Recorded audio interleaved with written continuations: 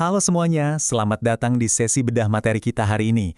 Jujur, saya sangat antusias karena kita bakal membedah sesuatu yang ada di sekitar kita setiap hari, tapi anehnya jarang banget kita sadari. Pernah nggak sih Anda lagi duduk santai di meja kerja, atau mungkin lagi berdiri di area pabrik, dan semuanya kelihatan normal-normal aja? Tapi kenyataannya, di balik kenormalan itu, ada interaksi mikroskopis yang super kompleks antara lingkungan eksternal dengan biologi internal kita yang terjadi setiap detiknya loh. Nah, hari ini kita akan membongkar anatomi bahaya di tempat kerja dan mengubah ancaman-ancaman tak terlihat ini jadi sesuatu yang bisa kita waspadai bersama.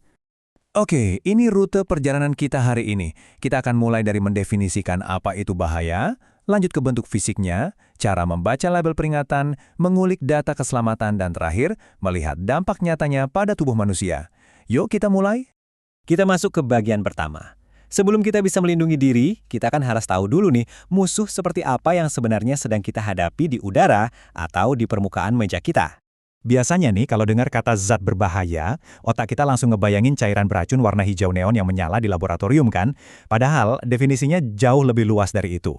Ini nggak cuma tentang bahan kimia korosif, tapi juga agen biologis kayak virus, dan yang paling mengejutkan, debu biasa. Ya, Anda nggak salah dengar, debu. Kalau konsentrasi debu yang terhirup mencapai 10 mg per meter kubik, atau debu halus yang masuk ke paru-paru mencapai 4 mg per meter kubik dalam rata-rata 8 jam, itu udah resmi diklasifikasikan sebagai zat berbahaya. Jadi, bahaya itu nggak melulu soal racun yang aneh-aneh. Seringkali, bahaya itu datang dari hal sehari-hari yang jumlahnya berlebihan. Setelah tahu definisinya, mari kita lanjut ke wujud fisiknya. Karena wujud ini akan menentukan persis bagaimana mereka bisa menyerang kita. Sebagian besar bahan kimia itu bisa berubah-ubah wujud menjadi 3 bentuk dasar, padat, cair, atau gas. Dan ini semua murni soal suhu dan tekanan. Gampangnya, bayangin aja air es, di suhu ruangan, dia itu cairan.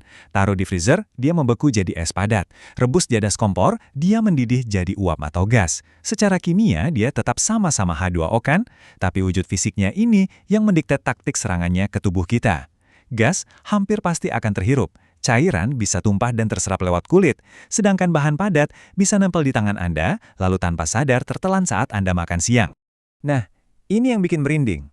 Ukuran mikron dari aerosol ini benar-benar menentukan seberapa jauh mereka bisa menyusup ke saluran pernafasan kita. Aerosol itu pada dasarnya partikel super halus yang melayang di udara. Debu biasa ukurannya 1-75 mikron.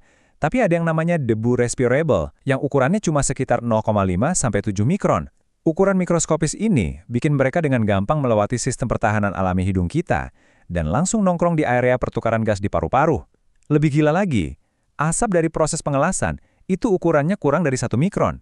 Di dunia bahaya pernafasan, ukuran adalah senjata utama mereka. Tapi, ingat, kita nggak cuma berurusan sama benda mati. Ada juga makhluk hidup yang ikut jadi ancaman, alias agen biologis. Kita bicara soal 3 kelompok utama, bakteri, virus, dan jamur. Bakteri seperti Leptospira bisa bikin kita sakit parah, sementara spora jamur bisa memicu kondisi seperti farmer's lung. Tapi yang paling wajib diwaspadai adalah virus, kayak HIV atau hepatitis C. Kenapa? Karena virus itu ukurannya sangat kecil, sekitar 20-100 kali lebih kecil dari bakteri. Dan faktanya, mereka sebenarnya nggak bisa berkembang biak sendiri di luar sana. Mereka harus membajak sel hidup dalam tubuh kita untuk memperbanyak diri.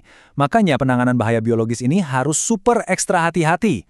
Oke, sekarang kita balik dari dunia mikroskopis ke hal-hal yang bisa kita lihat langsung dengan mata telanjang. Bagaimana sih peringatan tentang bahaya tak terlihat ini dikomunikasikan ke kita? Pernah merhatiin simbol-simbol di botol bahan kimia? Itu bukan sekedar hiasan loh. Sistem klasifikasi global seperti GHS atau GLP ngasih kita semacam bahasa universal untuk keselamatan. Misalnya, simbol tanda seru. Ini mewakili bahaya yang lebih ringan, kayak iritasi kulit dengan kata sinyal peringatan. Tapi kalau Anda lihat lambang tengkorak dan tulang silang, wah, itu indikator tegas untuk toksisitas akut dengan kata sinyal bahaya. Artinya, kalau sampai tertelan atau terhirup, efeknya bisa fatal.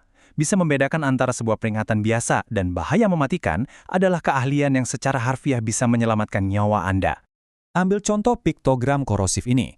Simbolnya benar-benar blak-blakan, menunjukkan cairan yang sedang merusak logam dan membakar jaringan tangan manusia. Zat yang punya label ini gak cuma bikin gatal atau iritasi ya, zat ini bisa langsung menghancurkan jaringan hidup saat itu juga kalau terjadi kontak. Ini adalah pengingat visual yang sangat kuat supaya kita nggak pernah main-main saat menangani zat di kategori ini. Mari kita bedah langsung praktiknya lewat label sebotol aseton ini.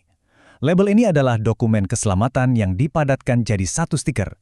Ada piktogram api yang artinya sangat mudah terbakar, tanda seru untuk mengiritasi, dan kata sinyal bahaya.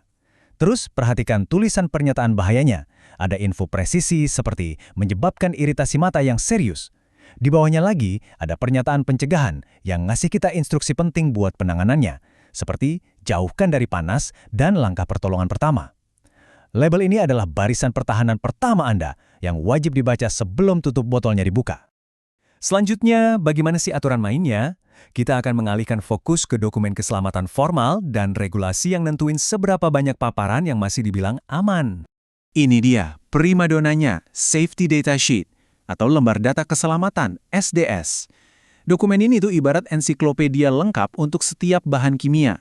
Dokumen ini punya struktur yang sangat baku. Ada 16 judul wajib yang diatur secara hukum. Jadi Anda nggak perlu tebak-tebakan cari informasi. Semuanya ada. Mulai dari identifikasi bahaya di bagian 2, pertolongan pertama di bagian 4, sampai info detail toksikologi di bagian 11. Dokumen 16 bagian ini wajib disediakan oleh supplier, dan ini adalah sumber informasi paling valid kalau Anda mau bikin penilaian risiko yang tepat. Ketemu bahan kimia baru? SDS ini adalah bacaan pertama yang wajib Anda pegang. Tentu aja, yang namanya berbahaya itu sangat bergantung sama dosis dan durasi. Kalau di Inggris, ada panduan EH40 yang mengatur batas paparan di tempat kerja, atau biasa disingkat WEL. Nah, ini bukan sekedar batas instan, tapi batas rata-rata di udara selama periode tertentu. Kita menyebutnya rata-rata tertimbang waktu. Biasanya diukur dalam dua cara, exposure jangka panjang selama rata-rata 8 jam kerja biasa, dan exposure jangka pendek selama 15 menit buat zat yang efeknya instan. Ini semacam pagar pembatas transparan di tempat kerja yang memastikan udara yang kita hirup tiap hari itu tetap aman buat jangka panjang. Untuk bagian terakhir dari sesi kita ini, mari kita fokus ke diri kita sendiri, tubuh manusia. Gimana caranya bahaya-bahaya tadi bisa menjebol pertahanan tubuh kita? Dan apa yang terjadi setelah mereka berhasil masuk? Jadi, ada 4 jalan tol utama buat bahaya ini masuk ke tubuh kita. Bisa lewat kontak kulit, tersuntik lewat luka atau tusukan, atau secara nggak sengaja tertelan gara-gara kita lupa cuci tangan sebelum makan. Tapi tolong perhatikan baik-baik jalur yang pertama ini. Inhalasi atau menghirup. Di lingkungan kerja, paparan dari udara yang kita hirup itu menyumbang sekitar 90% dari total penyakit akibat kerja. Bayangkan, paru-paru kita kan dirancang super efisien buat menyerap oksigen langsung ke aliran darah. Nah, ironisnya, efisiensi ini juga bikin paru-paru jadi jalan masuk paling mulus buat uap atau debu beracun menyebar ke seluruh organ tubuh. Makanya, mengontrol kualitas udara di tempat kerja itu bukan cuma penting, tapi mutlak. Begitu bahaya ini masuk, efeknya terbagi jadi 2 kategori waktu. Toksisitas akut dan kronis. Ada analogi bagus nih dari sumber kita. Toksisitas akut itu mirip banget kayak orang yang minum alkohol kebanyakan dalam satu malam. Pusing, mual, dan besok paginya langsung mabuk berat alias hangover. Dosisnya tinggi, mendadak, dan efeknya instan. Persis kayak kalau Anda nggak sengaja menghirup uap pelarut dan langsung merasa pusing. Sementara itu, toksisitas kronis itu kayak orang yang minum alkohol berlebihan secara terus-menerus seumur hidupnya. Efeknya nggak kelihatan besok paginya. Tapi bertahun-tahun kemudian, tiba-tiba hatinya rusak permanen. Sama halnya di tempat kerja. Paparan debu kuarsa dalam jumlah kecil, tapi setiap hari, pelan-pelan akan numpuk dan bikin paru-paru rusak parah tanpa kita sadari. Sampai semuanya udah terlambat. Nah, sampailah kita di penghujung anatomi bahaya tempat kerja ini. Kita udah lihat bahwa bahaya itu bukan cuma soal tumpahan bahan kimia, tapi juga soal debu mikroskopis dan virus yang berseliweran di sekitar kita. Kita udah belajar mengartikan label dan paham pentingnya batas aman. Tapi yang paling penting, kita jadi makin sadar betapa rentannya tubuh kita, terutama paru-paru kita, terhadap lingkungan kerja. Ingat, pengetahuan ini bukan cuma buat dihafal, ini adalah perangkat keselamatan mental Anda yang paling ampuh. Jadi, sebelum kita berpisah, saya mau ninggalin satu pertanyaan buat Anda renungkan. Coba lihat sekitar, bahaya tak terlihat apa yang diam-diam sedang melayang di udara atau menempel di atas meja kerja Anda saat ini? Tetaplah waspada dan mari kita ciptakan ruang kerja yang jauh lebih aman. Terima kasih sudah membedah materi ini bareng saya hari ini.